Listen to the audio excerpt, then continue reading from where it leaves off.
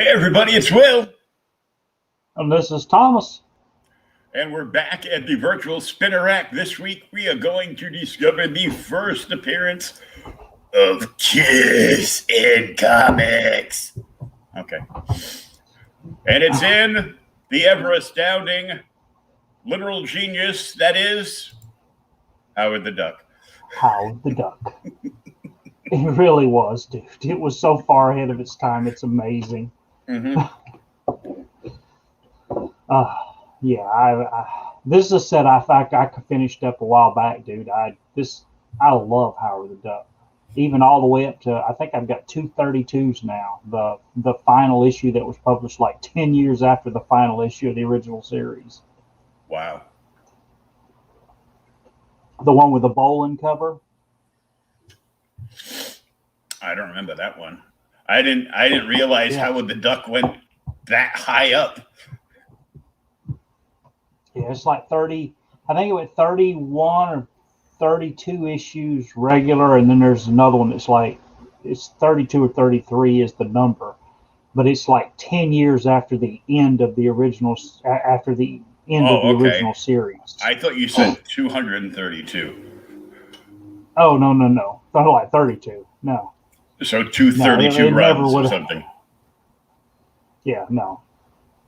That's my allergies. I'm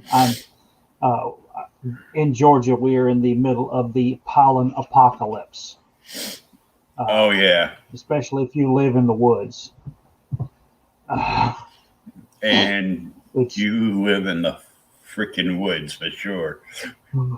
Yes, I do. I live a mile down a dirt road. We live in the woods. But yeah, I mean, I love the animal cartoon books. They're funny and everything. This one actually it's funny, but it's not, it's not hysterical funny. But Colin was incredible too on this series. Mm-hmm. I don't know if anybody's ever, really dug into it. And then Gerber is just fantastic. The whole crap between him and Marvel, though, that's another. Dude, we could do a whole show on how bad they screwed Gerber over. You do a whole show on how bad. We could do an entire season on how bad Marvel and DC have screwed over everyone. Oh yeah, I mean, the thing that's so funny is if people start ever really getting into it, then they understand. You get freaking Jack Kirby did an entire Duck themed comic just to raise money for Gerber's legal fees to try and get the rights to Howard the Duck. Mm-hmm.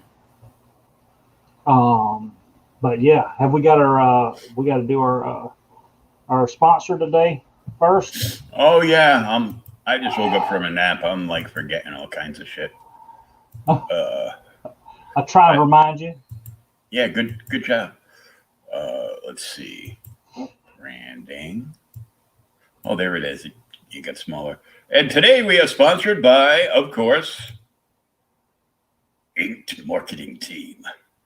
If you are a comic book creator or an artist getting ready to release an art book, either on Kickstarter or Indiegogo, contact our friends over at the Inked Marketing Team. They can bring you from start to finish with an awesome game plan. They've been in the business over 35 years. Plenty of know-how and tools at their disposal, including the NSC Roadshow, getting you and your product onto podcasts, much like this, and creators outlet from all over the globe. Check them out for yourself, Inked Marketing Team. And now, on with the show. Yep. So, now we did mention it's issue 12 and 13, Howard the Duck. Kiss does make their first appearance in this issue. Actually, we're going to pull the Hulk 180, 181 thing. It's the first cameo appearance. Yeah.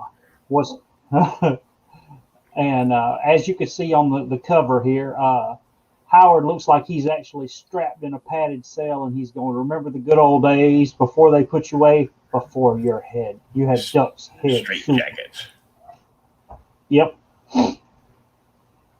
But yeah, dude, I mean, Colin was so good. Cliff Wayne. Okay, Boomer is sponsored by Old School Comics, the site where everyone is right, especially if you are over 40. Hell That's yeah! what we need. That's what we need to hear. Oh.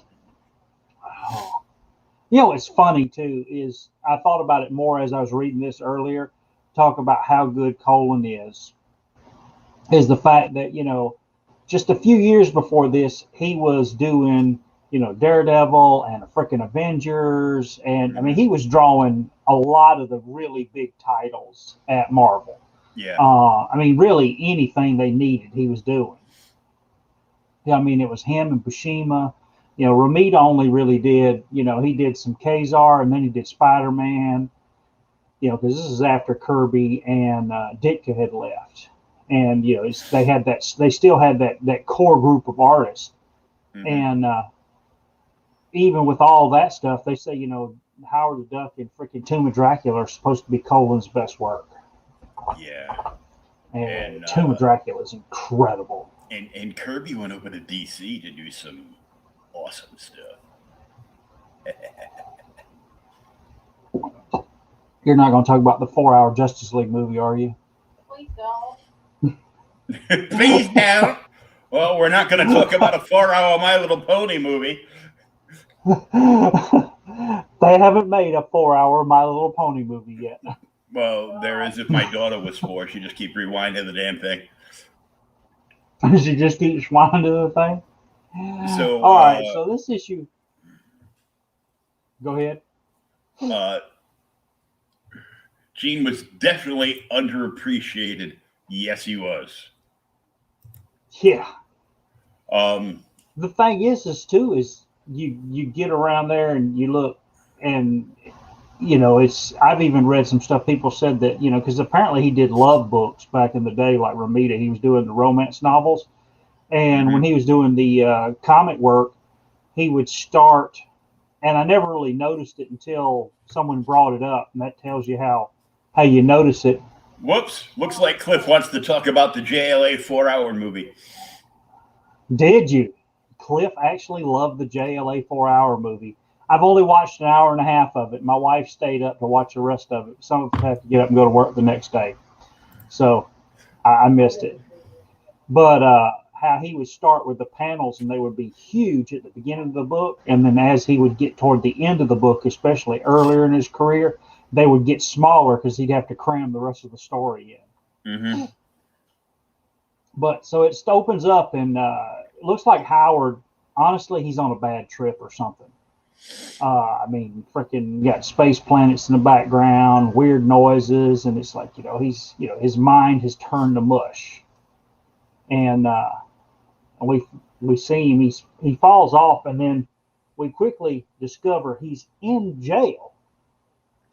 And he's in jail, and he's got a bunkmate who, gives him a cigarette because he asked for a cigar, but he doesn't have one. And he's asking, what the hell's going on? And Howard literally doesn't know how he got here. We don't either because we didn't read the previous issue, but we know that somehow Howard has managed to get into jail. Might have had something to do with alcohol to women.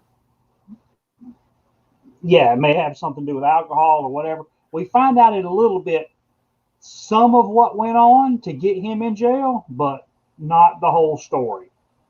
The other thing that I noticed reading this one, because I actually read it earlier today, but not right before the podcast, but earlier today after lunch. I don't think everyone was doing it at this time, but we talk about Gerber's writing, because Gerber was just really good as far as boiling down and making social commentary and all this. That's why Howard the Duck was so popular. And it was such an underground character to it, even through Stan Lee, a curveball when he would show up at, colleges, and people were like, hey, what about Howard the Duck? And he's wanting to talk about Iron Man and Thor and everybody else. And they're like, who the hell is Howard the Duck? He didn't know, but at that point he had moved out of the offices, because here, it's Roy Thomas was the main editor-in-chief at this point, wasn't he? Yeah. Yeah, it was Thomas, and they didn't know. But Gerber actually, not only is he doing the social commentary, if you look throughout the book, he's actually writing in a dialect so that everyone kind of sounds a little different. A visual dialect. Mm-hmm. Yeah. I love how Howard says, I've actually never smoked, but he says, hey, the cigarettes taste like freaking sawdust wrapped up in toilet paper or something. He takes a big puff on it and starts gagging, and the cop Turning comes in green. and drags him. Yeah, he's turning green. Drags him to the into the courtroom. And all of this, I guess, from the way I read the book, is his mind as he's just thinking about things. It's just his mind is constantly turning over everything that's going on to him. Mm-hmm. So he gets drugged to the court, and here's the lady I was thinking about the most. She says, "Goodness gracious, Mr. Duck, Oh how yeah, Dwan and be able you." I had a hell of a time trying to read her dialogue. Really? Yeah. You could tell. Yeah, she's got that really high squeaky voice, and so you get there. She gets thrown in front of the judge, who is he's old hard nosed judge. They actually call him like the what do they call him over here, the Honorable Hiram Don't Give Me No Bologna hanging judge. So he's not one of those kind of people. So Howard gets thrown there with his companion there, and he doesn't really remember everything that's going on. And there's another lady who apparently they got into a big fight with on the bus. We don't know exactly, but her name's Mamie Eisenhower. The kidney thief or some crap. It's really weird. And so Howard's, pleading his case. He says, y'all can't believe this woman, she started it. And of course, the judge, finally he's like, hey, why are y'all all trying to go to Cleveland? That's the other thing. Gerber's very specific on where he's going throughout the whole book. Howard the Duck fans know a lot of the early stories actually take place in Cleveland. So they're going to go back to Cleveland, and they were on the bus. So Mrs. Kidney Thief there goes to talk, and then they bring up Howard's companion, who stands up and says, she was trying to stop the hostess, and they finally got upset, and she's actually trying to get to Cleveland because her parents think that she's possessed by the devil, and just like, really. So he asked to hear from the kidney thief to see exactly what her story is. And you see time rolls back there. Nice little ad there. Back to 1941. Mm-hmm. I literally thought this was going to be a Flannery O'Connor story here for a minute, where the Bible salesman comes up and, asks if her parents are there, and she's not. And, oh, God, I'm in love. So, they make hanky-panky, and he sweeps her off to the big city, Cleveland, and wines and dines her, and gives her everything she wants and treats her like a woman. And then within just a little, few days later, she wakes up and the love of her life is gone. And he leaves her a note. He says, sorry, sweets, I've been drafted. See to the tab. And of course, we never know what happens after that. But she's been missing the love of her life, who was drafted in World War II. And she's got the farewell note and book, and it's The Human Kidney, Seed of the Soul. I guess that's got to be something that I'm missing on that one. It must be a book that was big at the time, or a play on something. Mm-hmm. No more input on that one. So she's going around stealing kidneys because he left her a kidney book, and she's trying to, find her soulmate by stealing other people's kidneys. I guess I'm not sure on that one. Well, that makes about as much sense as everything else in Howard the Duck. So, come on now. So she starts crying, and I couldn't have been committed a crime. Obviously, it's got to be the guy that's the duck. What's funny is when you read this, even to this point, which by this point Howard's already run for president, mm-hmm. and that was in like issue 8 or 9. He got thrown out of the he actually got thrown out of being a presidential candidate because somebody photographed him and Bev in a freaking tub together. It was scandalous, so he had to quit running for president. But everyone in the book still thinks that he's a midget in a duck suit. What? Yep. I mean, still. So the judge is finally like, okay, so the sweet lady obviously couldn't hurt anybody, so they let her go. And Howard, of course, protests. And when he protests, the cops decide to, beat him up because he's just a duck. Mm-hmm. And then they run commit amok. him. Yep, a duck run amok. They commit him and his partner to the insane asylum, the mental facility, for observation to see what's wrong. And the lady's like, oh, I got away. Watch out for your kidneys. So there she goes. And Mm-hmm. Howard and his friend are run across. You really had a problem reading her dialogue, huh? Yeah, I had to try to figure it out.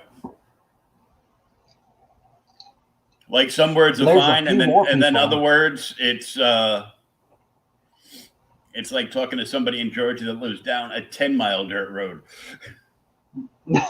Come on now.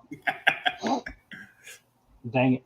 All right, so they show up at the mental hospital, and they're inside. And of course, they're getting checked in, and everybody's, look, Barbara, he's a duck. He says, and she says, technically, he's a drake.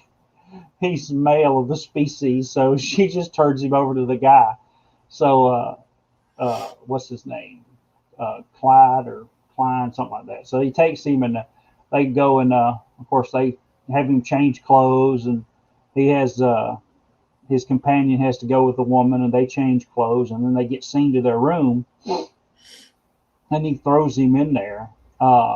You'll be my favorites. And he says, I don't want, the guy tells him he doesn't want any crap from him, and then everything will be good. And this is where it really starts to get interesting. So Howard gets changed into it. He gets thrown into the actual padded room, and he's locked in there with his own thoughts. And you could see him going crazy. This is a great page, dude. Mm-hmm. This is really good. I mean, all the colors have been bleeded out. You've got all of he's talking, and then his mind just keeps talking to himself. Celia, Dr. Celia, Wanda, anybody, and nobody hears him. Yeah, Gene. Because it's incredible. A padded cell. Yeah, nobody hears him because he's padded. Matter of fact, they don't hear him until next page. He actually starts panicking. He has an attack, and he's banging on the door. And the guy, he opens it up, and he's like, hey, buddy, what the world, calm down, and everything will be all right. And he asked him, hey, I've got some medicine. If you want to take it, it'll help, knock the ease off of it. And Howard tells him, hey, look, dude, I don't even take aspirin. He says, well, that's it. You got it. So he throws Howard back in the damn padded cell and slams the door again. And when he slams the door, he goes out there, and he speaks to the other nurse, and she's like, hey, he's like, give me just a minute, and we'll see how long it takes him. And they do the little countdown there, and then Howard starts going crazy again in there with the cell. So he opens up. Yep, the famous dude. So he opens the door and gives Howard the tranks, who he is now more than willing to take the damn tranquilizers. He just downs them. And then we switch to the psychiatrist. We leave Howard now tranked in his padded cell, and there's a psychiatrist who's asking his companion there, so your parents really think you're possessed by the devil? And she says she just likes to make funny faces and noises, and it's all therapeutic.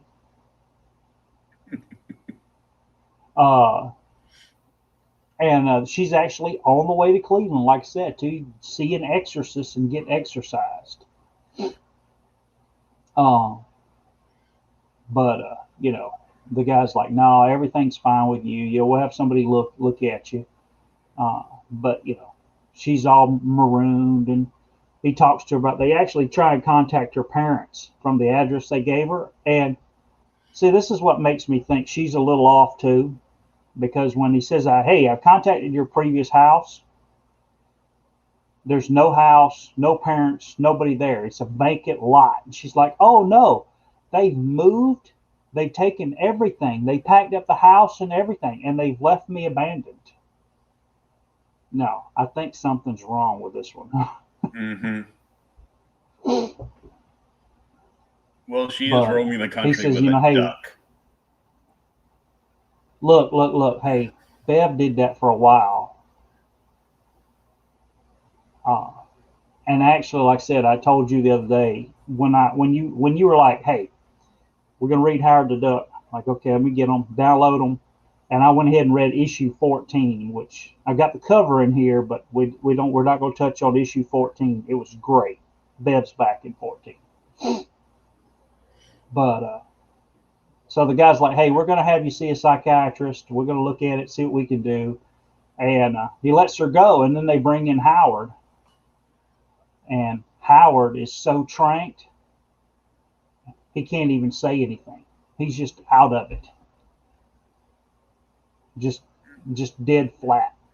And so while he's in there, the doctor's trying to talk to him, and hey, you can't scare me. They say you're a duck, but my son wore a duck costume, very realistic.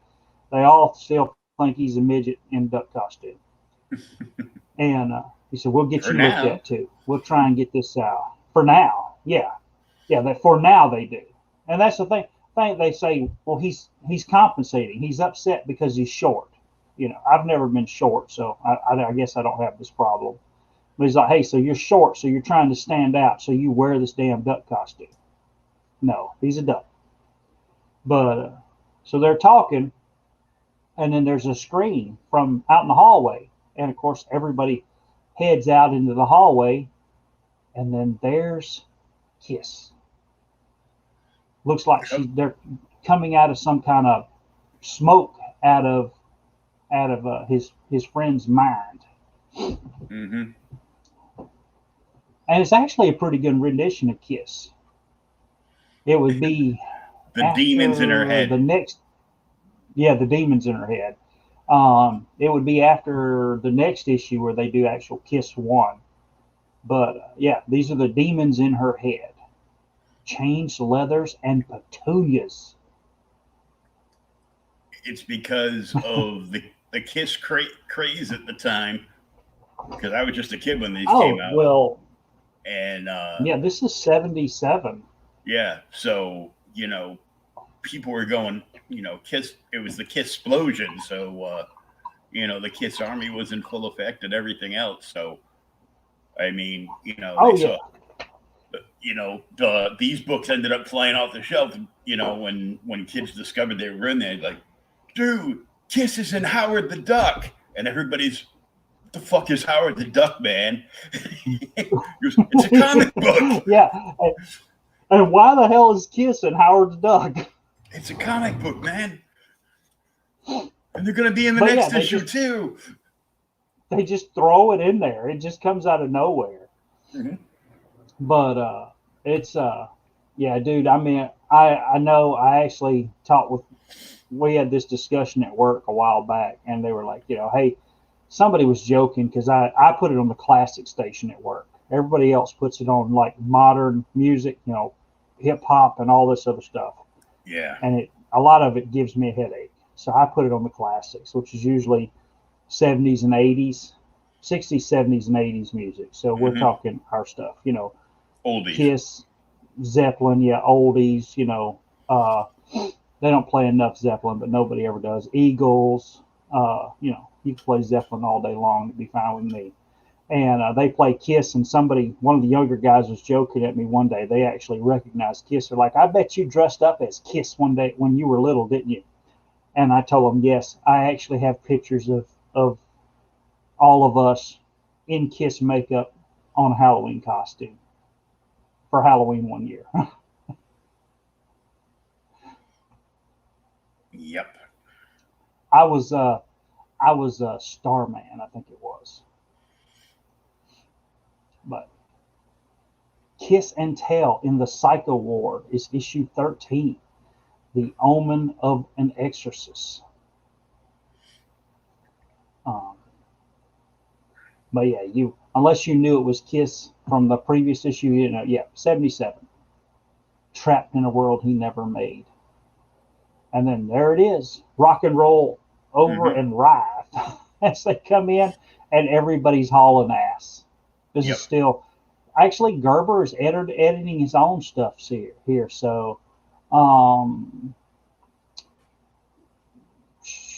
Roy Thomas had just let him do whatever he wanted to at this point then. So there's Steve Gerber, writer, editor, Colin, and I can't ever say his name, Anchor. What's funny is all... Do what? You said Anchor just fine. Damn it. Yeah. What's funny is all this crap's going on. Everybody's going crazy, running left and right. And Howard is still so tranked. He's just like, what? Yeah.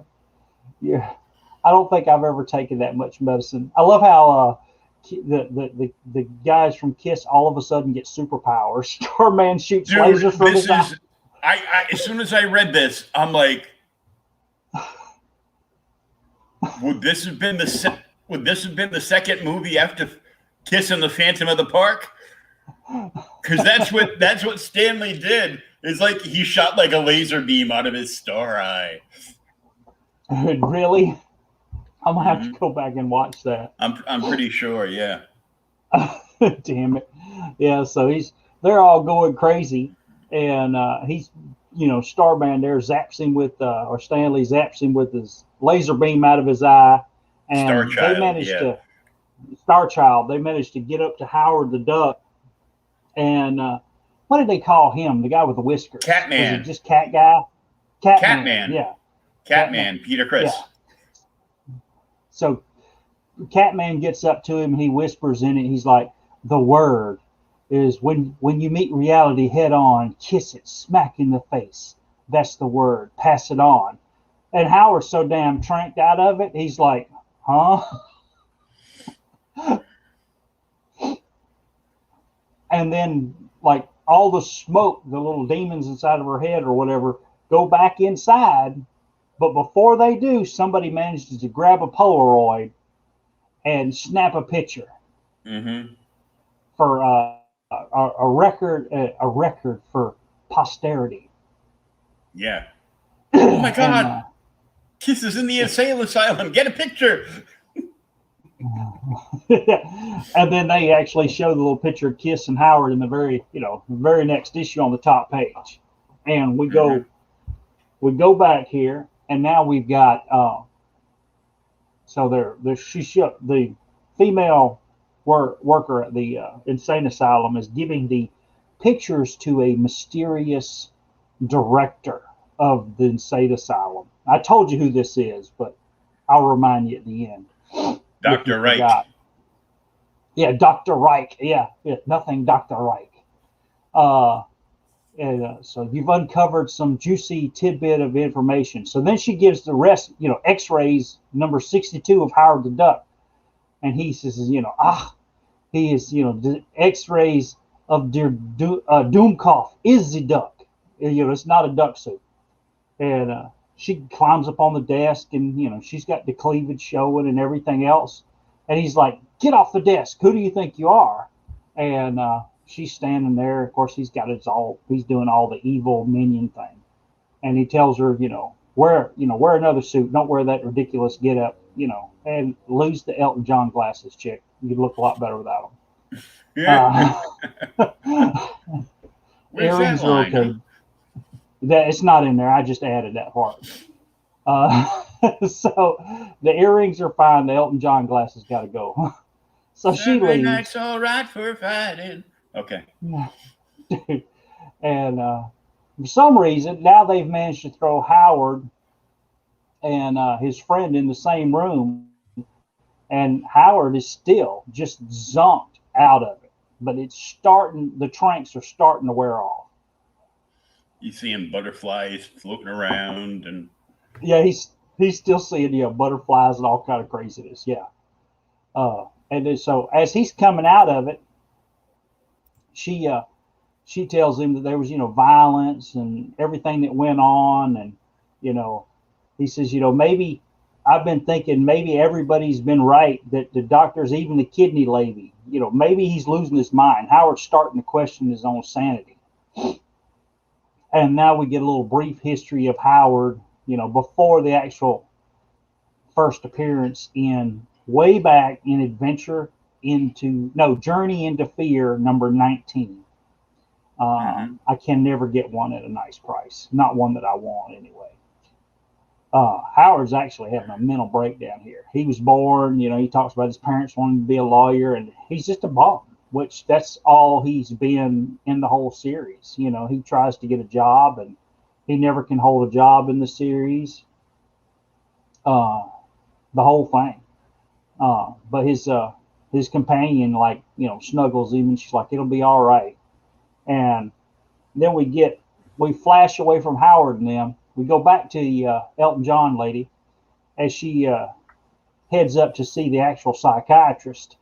And, he's, not before you enter. She rushes in and she's like, the director says that you're not supposed to have anyone come and look at any of the people, especially the woman that supposedly is got the demons, possession into them. Is possessed by demons. Can't have anybody look at her. You have to cancel any invitation, anything. Well, when he gets in there, finds out that, hey, it's too damn late. He's already reached out to Hellstrom, Damien Hellstrom. And, dude, I've got to read some more Hellstrom because the way he's written here, it really reminds me of, Jason Blood. Mm-hmm. And I just thought Hellstrom was always the way he was. Because that's the way he is, in modern Avengers today. It's kind of just a different character. I kind of like this take on the character a little bit better. So she comes in and she talks to him. So there you are. And he said, yeah, I'm willing to examine the girl. We'll find out. It won't take but a minute to see if she's actually possessed by a demon or not. And now we see what's going on behind the scenes. So the director and the female associate are actually fighting with the psychiatrist about what should go on at the hospital. And but they're going to go ahead and let Hellstrom examine her for no charge. She makes sure that it'll be okay if you don't charge us. So he goes in. He tells her it'll be just a moment, and he's going to look into her soul and see if she's actually possessed by a demon of some sort. And just by touching her, he's able to do such. And then he realizes, no, she's clean. She's not possessed by any demons or anything, but she does have some kind of latent psychic ability that can cause these hallucinations, that cause the hallucinations in the corridor. So hearing that, the actual doctor's like, well, we'll get rid of her. I'm going to sign the forms. You'll be free to go. And when they go to turn, they're going to leave Doc and or Howard the Duck, and they're like, hey man, what's up with me? And they're going to discuss that as they head down the hallway. But when they get out to the front door, where Damien's going to leave, here come some, the sun symbol kids, right here. Now, did you get what he's making a reference on here? Jesus Freaks. Huh? The Jesus Freaks. Which ones? The ones in the sun shirts. Yeah. I mean, what was their real name? You remember? No. They were the Moonies. Reverend, yeah, because they're the followers of Reverend June Moon Yuck or whatever Yuck, and but they were Moonies. That's essentially what this is. And apparently, he had made an appearance way back in Howard the Duck number 6, which I have forgotten, but the Reverend did, and he was supposedly died in a house fire.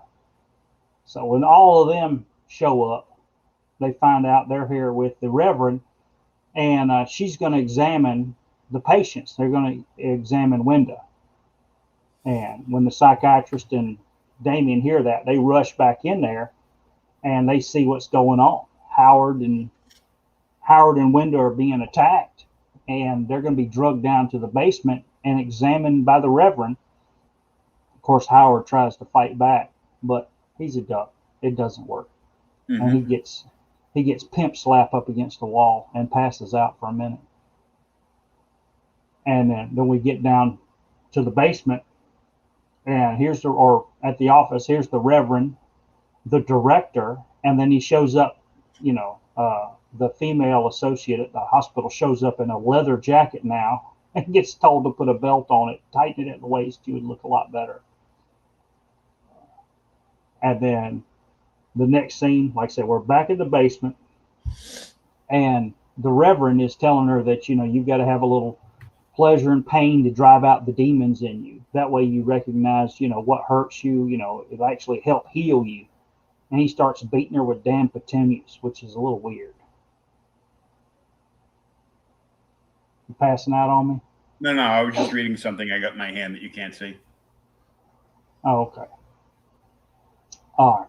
Well, so they're trying to draw out the demons in her, and Damien shows up with a psychiatrist in tow, and the Reverend turns on them, and as Damien makes an actual, the sign of the trident, this wind comes in, and Howard, of course, manages to stumble onto the scene, and we find out that the Reverend has studied black magic himself.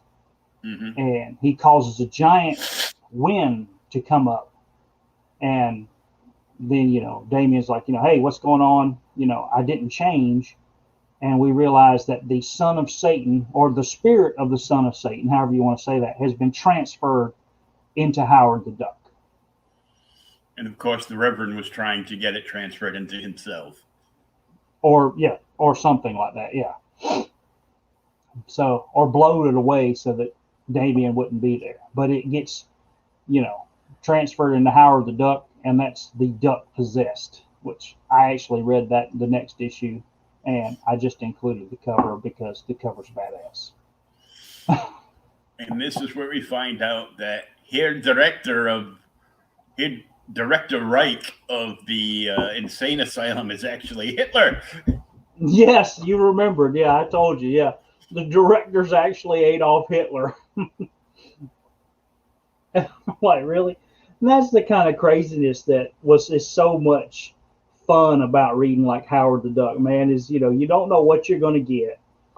Some of it will be just, really, make you stop and think. Some of it's just off the wall. But yeah, the damn director of the insane asylum outside of Cleveland is freaking Adolf Hitler. And I read issue 14, man, but it's just like the other one. Howard, now with the power of, the son of Satan, he pretty much lays waste to everybody in the damn insane asylum and flies off looking for Bev because he's mad because, she's abandoned him. But the thing is even though these are kind of wordy, especially based on modern comics, they were a real easy read to me. Even the dialect, I didn't have an issue with. Imagine that. Yeah. Every now and then something. Colin's art, he's just really one of my favorites. Cliff's right. He was really underappreciated. But I don't get it. And the fact that he draws Howard so well, man, he looks so much like Donald, and I understand he's supposed to, but Colin is doing his best Barks imitation.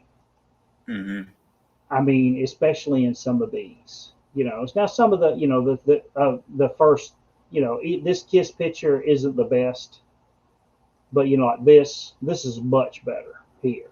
But that's just how, I guess how he's trying to squeeze everything in, and that's really wild page. But yeah, I mean, I like Daffy and not Daffy, but Donald Duck and Uncle Scrooge, and like I said, Carl Barks, does a very similar Duck, and you can tell it. The modern version doesn't. They tried to make him look a lot less like Mm-hmm. Donald Duck and in particular Donald Duck, and I don't think it holds up as well. Well, for the no, most they, part. they wanted to do that because Disney is an evil empire and they don't want to get sued. But I mean, that's the thing; they shouldn't have to worry about that anymore because They're owned by the same company. So yeah, they're owned by the same company now. Just returning to this, that's like in the issue 33 of Howard the Duck. I think it's 32 or 33. The issue by Bolin, I believe, if I remember right, he's actually wearing pants because they had got into that big the big hoopla that Howard the Duck needs to wear pants to distinguish himself from Donald and the rest of them. But I like it, dude. I still love this page. This is really cool. All the crazy panels, his eyes going psycho. But yeah, I haven't read a whole lot of comics lately, but I read 3 issues of Howard the Duck pretty much in the last couple of days. I read these. But the whole thing, this is because Gerber and Colin were doing the story and they had so much input in it. This is a continuous story. We'd have to go back and read 11 to find out what happens there because 14, the Duck Possessed is just a continuation of this same story.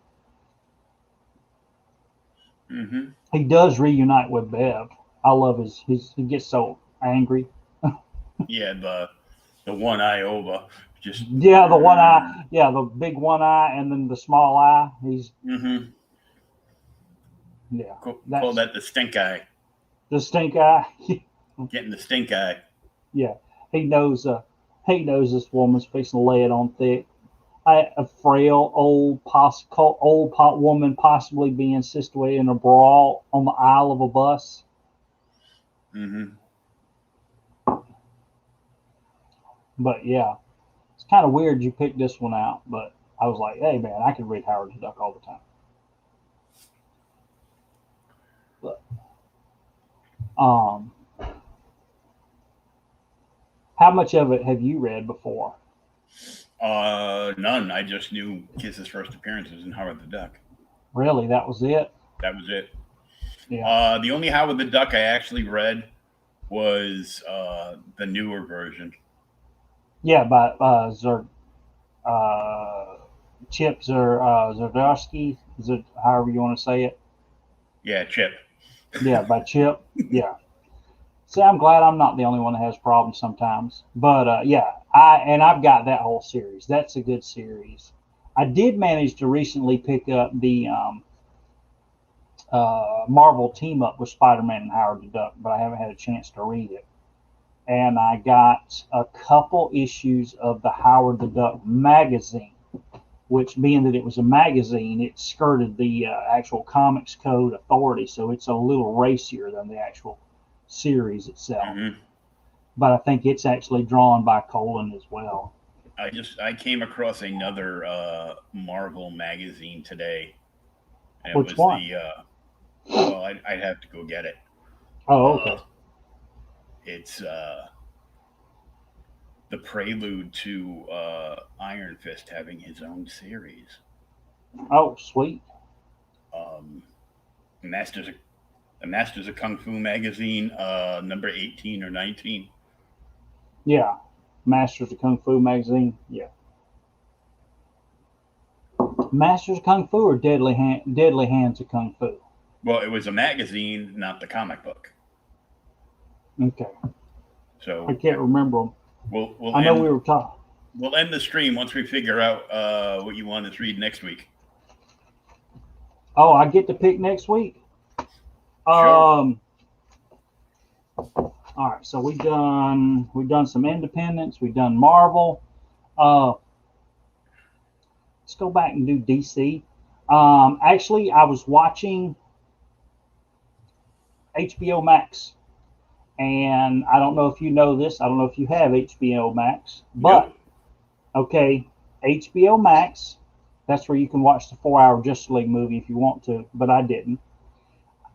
They have remastered Superman the animated series, and I started watching those the other day, and the uh, they had first appearance of Metallo in there, and they also do first appearance of Parasite in the animated universe. So let's do Action Comics 340, first Parasite. Okay. Okay, no. All right, Sure I'll enough. get it up to you. Good enough. We'll go back and do some Superman. Yeah.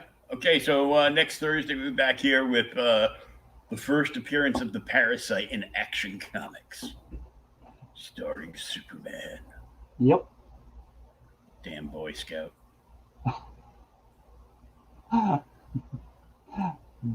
So until next week, we will see you later. I should be back tomorrow night with a new episode of Creators Outlet. Also tomorrow night, the CromCon kicks off, which is hosted by the comic-related Madness, and I always share out the live feed to the Outright Geekery page, and there'll be plenty of comic creators, independent and otherwise, and various other guests on there. They're doing a special kickoff show tomorrow night with Sugar Crisp and Pops. I know it sounds like an old breakfast cereal, but it's not. You got to tune in for that. And then it goes uh, from noon to midnight on Saturday and Sunday, both days. That's it. That's all I got. All right. Well, then until then, we'll see you Until next then, week. peace, love, and read some comic books.